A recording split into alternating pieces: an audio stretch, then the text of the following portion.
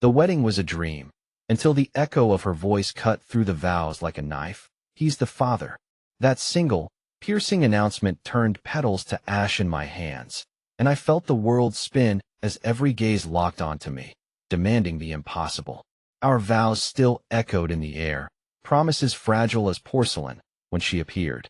The ceremony was perfect, my husband's radiant smile, families glowing with hope. Then she arrived, a stark silhouette at the edge, holding a child. Her voice sliced through the rustling leaves. He's the father. Her words smashed the moment into shards. My heart lurched painfully, sinking with the chaos erupting around us. Our flawless day splintered, whispers rising like a tide, while my focus tunneled on them. Disbelief and betrayal roiled inside me. Could this be true? Was this the secret he never dared speak? Every breath felt heavier, thick with unsaid accusations and broken trust. Her entrance was chilling, like a storm rolling through a serene landscape, and the room drew a collective breath, the kind that hangs in the air like an unanswered prayer. I stood there, a helpless observer in my own life, as the woman moved with purpose, her eyes locked onto the groom, my soon-to-be husband, frozen at the altar. Every footstep she took echoed in the hall, commanding attention with an almost spectral magnetism. The shuffle of fabric as guests turned in their seats rustled like dry leaves, whispering anxiously, a prelude to the impending chaos. Her elegance, an unsettling contrast to the turmoil she brought, made me itch with dread. Her lips parted, and the words she spoke dropped like stones into the chaste quiet. Each accusation was measured, deliberate, piercing the veil of our carefully curated reality. My eyes darted to the groom, hoping for disbelief, for denial, anything that might tether this outburst to fantasy rather than the stinging truth. But his face, a tableau of stunned pallor, only mirrored back the fear I couldn't yet articulate. A gasp swept the room, slicing through the tension like a blade. It hit me, a cold draft lifting the hair on my skin, a visceral reaction to the sense of betrayal that clung to me. Murmurs swelled into a cacophony, each voice layering over the next until it was just noise, senseless, overwhelming noise. But within that chaos, the stark absence of his voice rang the loudest, deafening in its silence. His silence, a profound, devastating admission, felt like the ground giving way beneath my feet. A fracture that had festered unseen until now, a fracture that, with each second of his wordless response, deepened further. I searched his eyes for something, remorse, explanation, anything, but found only a reflection of the despair that had started to seep into me. The faces of our audience, once a blur of congratulatory smiles and warm wishes, now twisted into masks of astonishment and something far colder, a schadenfreude edged with pity. Their disbelief was matched only by their thrill for a scene, for a taste of drama that shattered the monotonous rhythm of their lives. The woman stood resolute, unfazed by the growing disarray. Her presence was a gravitational force, an unmoving truth around which everything else had started to orbit. She waited, unwavering, an accusatory finger in the shape of her very being, while I was drawn, inexorably, into her orbit. The thin veneer of my wedding, of my life, began peeling back, exposing raw nerves to the harsh, unrelenting air. Amidst the imploding fantasy, a feeling swelled within me, a raw, untamed resolve. I realized it wasn't just his admissions I sought, it was my voice, and maybe, just maybe, my freedom, that loomed ahead. This was but the violent birth of something altogether new. The moment I see him standing there, my stomach clenches with an icy dread, anger simmering beneath. I push through the crowd, each step heavy with disbelief. Voices swirl around us, yet their noise fades to a dull hum as I finally reach him. Tell me it isn't true. I breathe, my voice barely carrying over the thudding rhythm in my chest. I don't even recognize my own voice. It's so thin, almost pleading. I search his eyes, hoping to find some flicker of denial, anything to undo the knot twisting through me. But all I find is an unsettling depth, a murky accusation of truths unspoken. His lips part as if to speak, but only silence stretches between us before his gaze falls. A sharp edge of betrayal slices through the fog I'm cloaked in. Around us, the crowd tightens, expectant eyes bearing witness to a spectacle they hadn't paid for. The air feels viscous, heavy with tension, and each breath is an effort against the oppressive weight of reality bearing down on me. Please, is all I can manage. The word trembling with the weight of 1,000 unasked questions. It hangs between us, a fragile bridge over waters neither of us wants to cross. His expression wavers, and for the briefest second, I think I see the boy I once knew, the one who would never allow the earth to quake beneath my feet for fear I might fall. But that's all it is, a second. He drags his gaze back up to meet mine, and there it is, resignation. My heart lurches in recognition of the finality encapsulated in that look. The thread we've been spinning, delicate and enduring, now frays visibly at the edges. Something fundamental collapses inside me. I didn't want you to find out like this, he finally says, his voice a hollow shell of the warmth it once held. The words crash over me, an admission sending icy shards through my veins. I clench my fists at my sides, my nails biting into the soft flesh of my palms, grounding me against the tide of emotion threatening to swallow us both. But you let me live a lie, I say, the rage now bubbling up, raw and unfiltered. It feels foreign, but it's mine, my own armor against the encroaching vulnerability.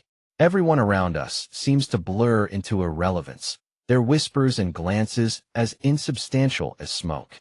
This is between us now, freighted with a truth that no one else can ever fully understand. His silence says everything. The space between his second word and the next feels insurmountable, a chasm filled with regrets and lost chances. The onlookers shift, sensing the climax of something personal, something barely held together by the friliest of nets. I take a step back. The air smells different now, sharp and cleansing in its painful clarity. He opens his mouth once more, but I'm already retreating, the past few moments etched in fire behind my eyes. This isn't about them, it's about us, about me. And in that decisive instant, I let the crowd swallow me back up, the weight of his gaze following me out into the cold promise of whatever comes next. The living room felt like it was suffocating under the weight of too many eyes, all staring, all judging. My heart pounded in my chest, a heavy, relentless drumbeat matching the cacophony around me. I couldn't hear the individual words anymore, just an indistinct roar rising and falling like the tide, sweeping over the sharp intake of breath, an angry shout, the thick sobs that filled the spaces between. My mother sat beside me on the couch, the serene blue upholstery now a chaotic sea of emotions I could barely navigate. Her tears, glistening pearls that seemed to cascade endlessly down her cheeks, captured the desperation I could no longer voice. Her hand clenched mine with a ferocity I'd never felt from her before, like she was holding together not just me but herself, both of us adrift amid the storm the truth had unleashed. Across from us, my father paced, his agitation nearly palpable as he ran a hand through thinning hair, a gesture that echoed years of frustration condensed into this singular moment.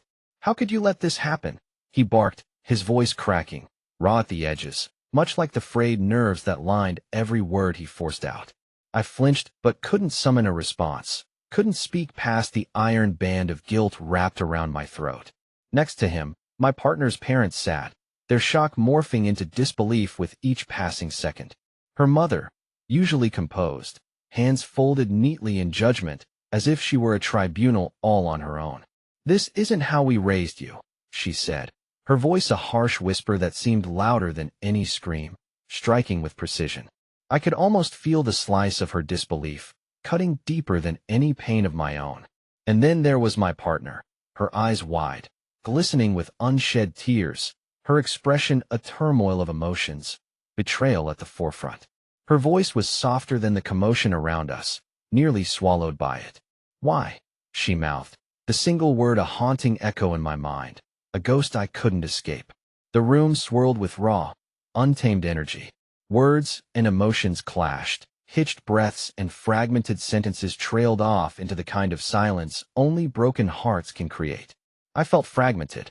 Each piece of anger, each expression of disappointment was a reminder of how thoroughly I had shattered our world.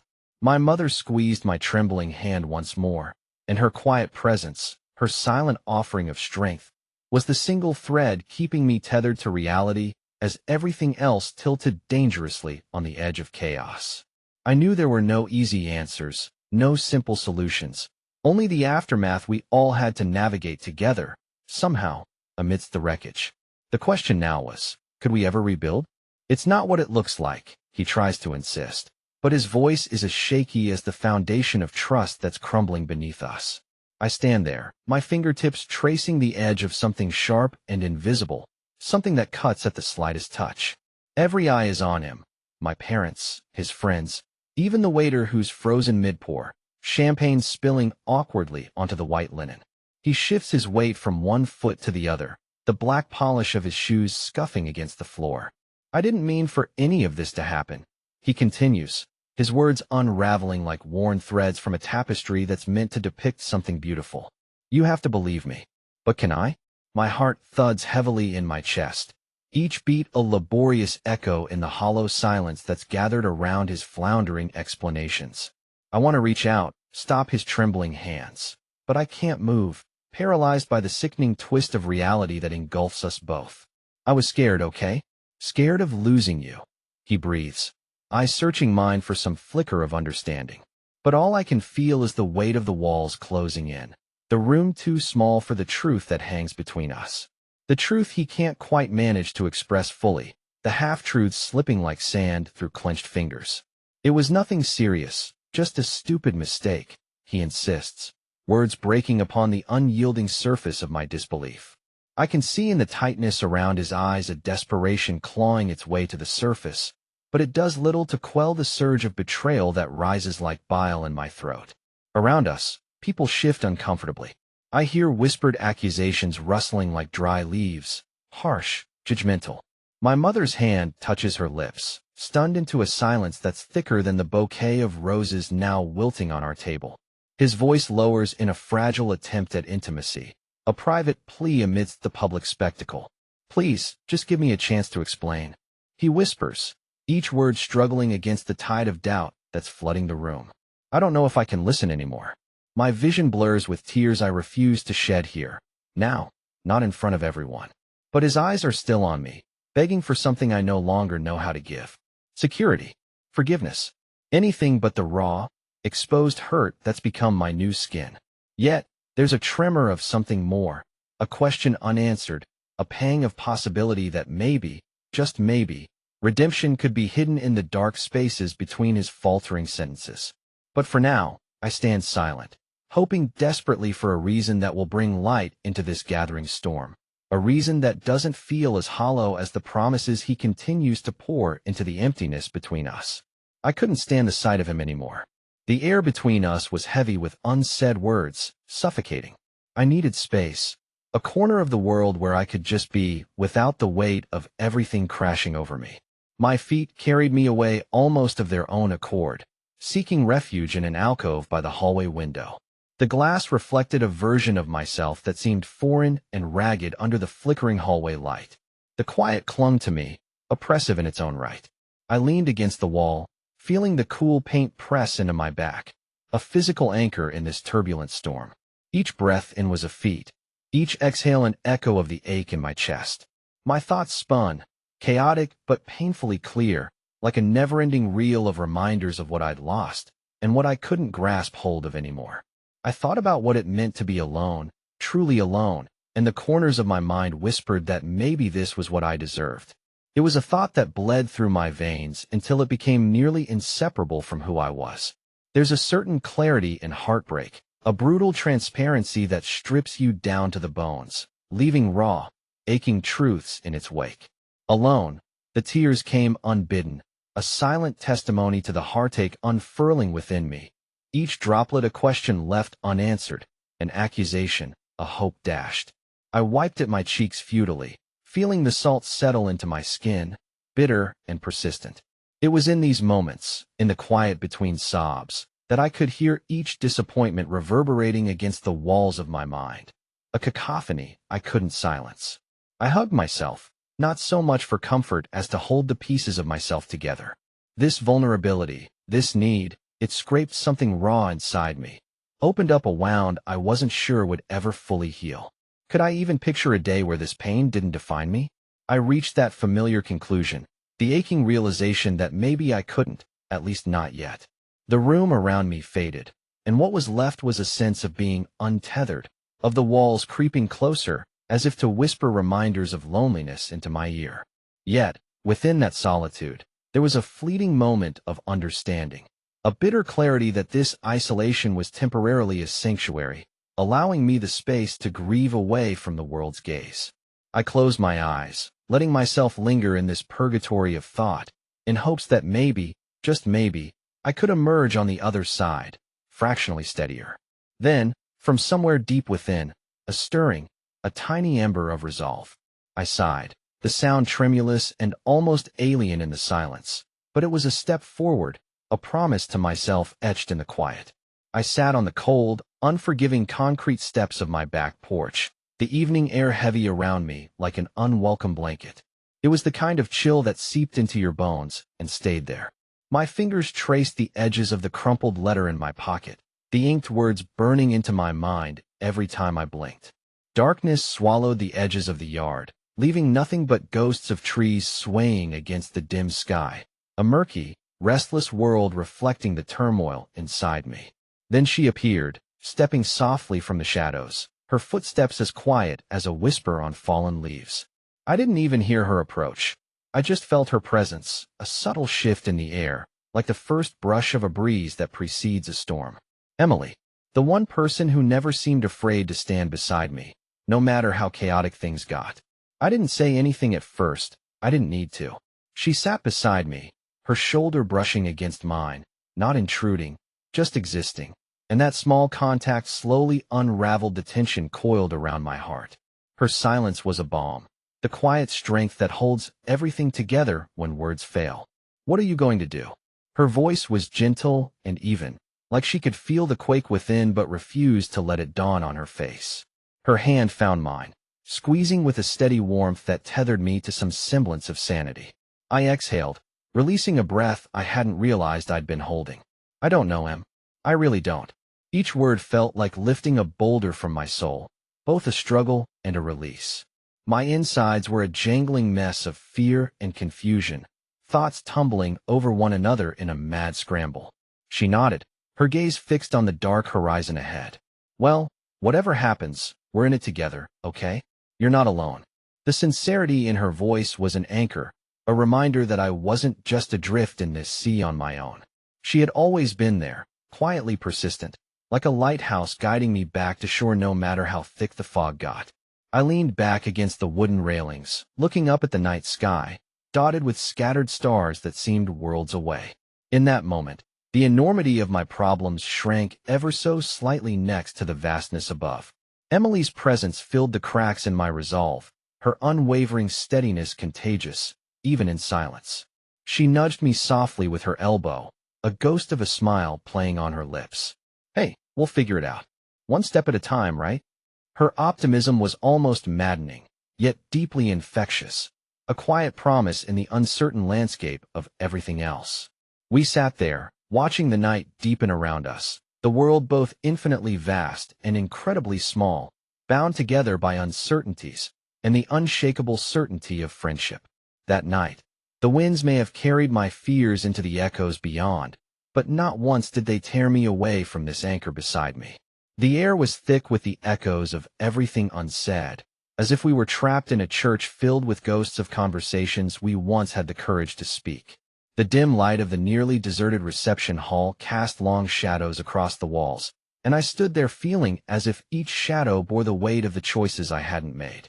His approach was silent, shuffling across the polished wooden floor until he was close enough for me to catch his scent, a familiar mix of pine and something else, intangible, maybe the smell of hope.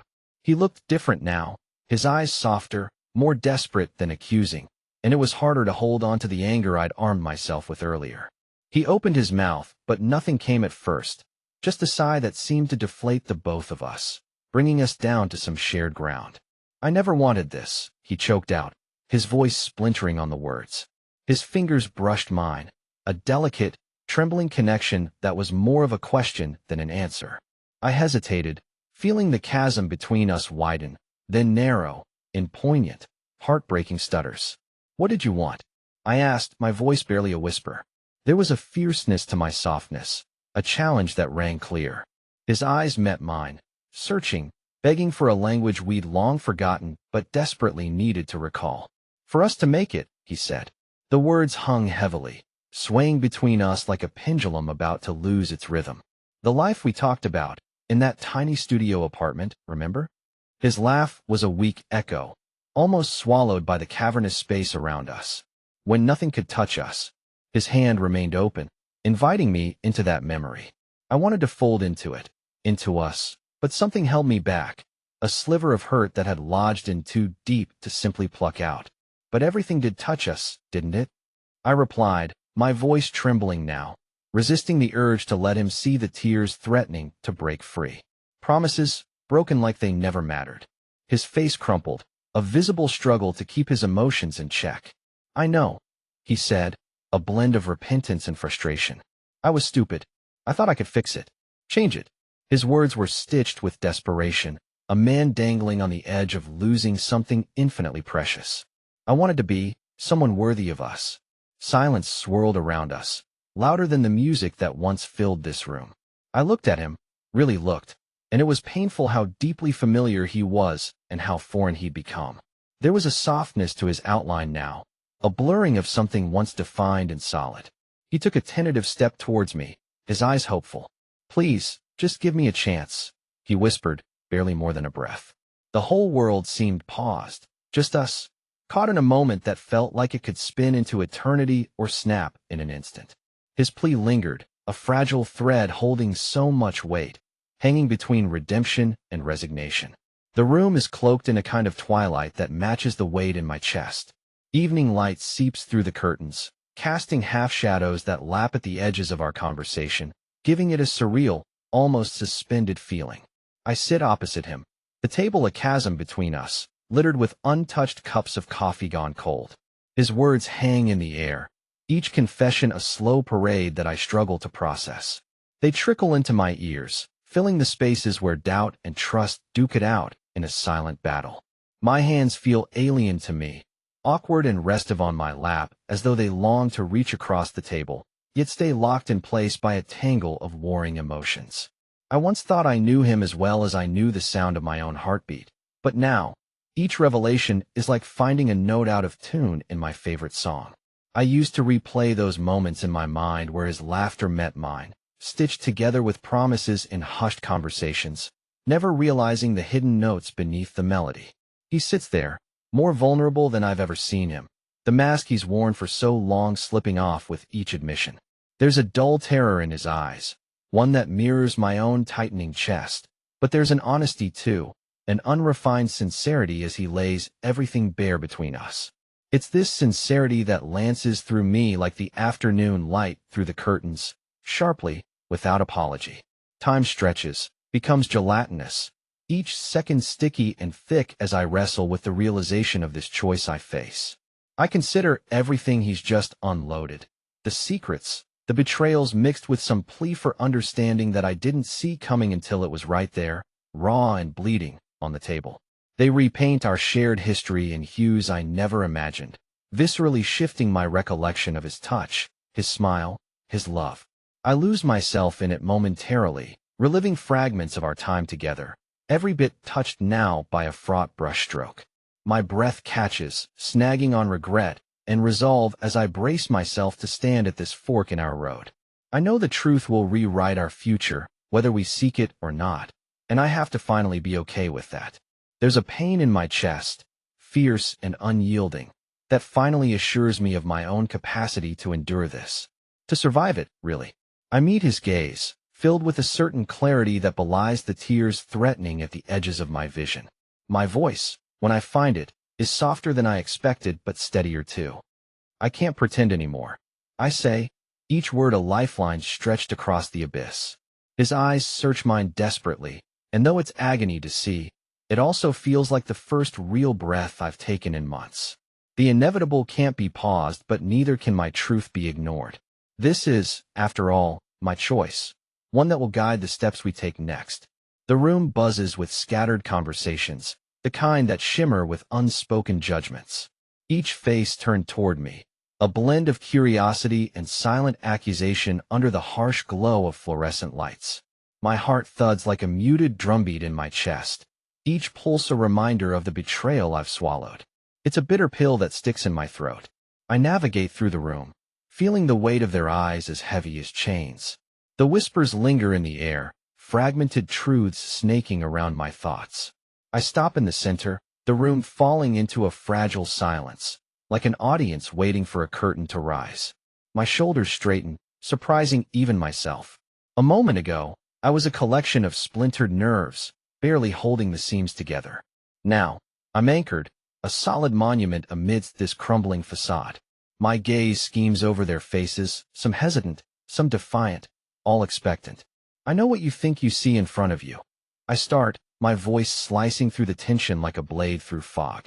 The sound is foreign to my ears, steady, unwavering, echoing the resolve gathering in the pit of my stomach. But let me tell you what you can't figure out by watching from the sidelines. The statement hangs there, gathering the room in a taut grip. Every word now is a tether, binding me to the truth I've come to unravel. I'm not here to wear masks or shrink under the weight of misplaced blame. I'm here to clear the ground, to reclaim my space in this distorted mosaic. Their faces are a gallery of reactions, surprise, confusion, the odd flicker of guilt. I hold on to them, drawing strength from the cacophony of emotions ricocheting back at me. There's nowhere else to hide now. I can feel the knot of anger and sadness uncoil, giving way to an unexpected calm. I breathe, the air rich and heavy with their scrutiny. Yes, things happened. My voice catches on the precipice of emotions. Things that twisted what we all believed was unbreakable. I see nods, murmurs. The discomfort lingers, but it's no longer suffocating. As my words taper off, I glance down, catching sight of my hands, steady, resolute. I face this storm standing firm, no longer tethered by fear or silence. Whatever tomorrow brings, it will find me ready, holding fast to the pieces of this shattered truth. The room ebbs into quiet again, a collective intake of breath, the air charged with unspoken acknowledgement. In the aftermath, I glimpse something akin to understanding reflected back at me. It's not total acceptance, it's far too early for that, but a truce, an olive branch extended in the crowded room. As I step away from the center, I feel the long gaze of their respect shadow every step, reinforcing the path winding toward the uncertain horizon ahead.